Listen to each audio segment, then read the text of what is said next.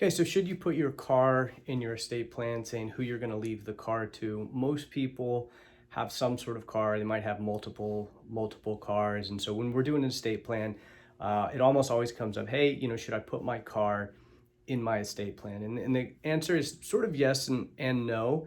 We're probably going to have some sort of clause, something in the estate plan that says who's going to get the remainder of your stuff. For example, if you're going to say everything goes to your spouse and then everything 50-50 to your two kids, there's going to be language in there that might not specifically say your car, but it's going to kind of be it's going to include everything that you have, which in this case would include your car.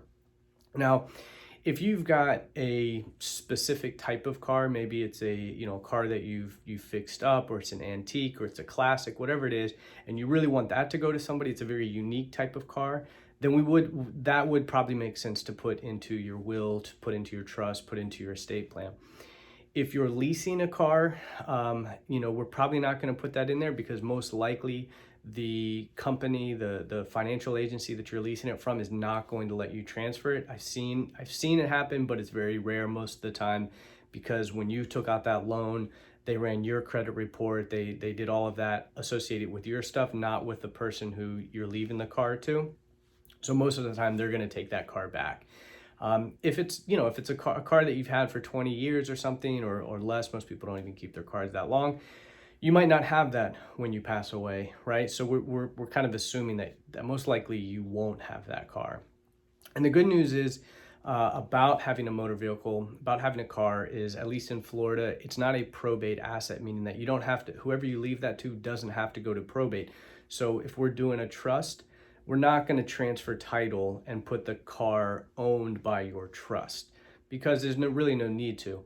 Your kids, or whoever you're leaving it to, they'll be able to go to the local Department of Motor Vehicles, the DMV, take a copy of the death certificate, a copy of the title, fill out some paperwork at the DMV, and they'll transfer title into to their name there at the DMV. They don't have to go to probate to do that. So generally, we're probably not. Now, again, depending on the type of vehicle, depending on the amount of vehicles, if you've got multiple vehicles, we might consider doing that. But for the most part, we're not going to. And generally, cars aren't going to go through probate, so it makes it really easy for your family to put the cars in their name.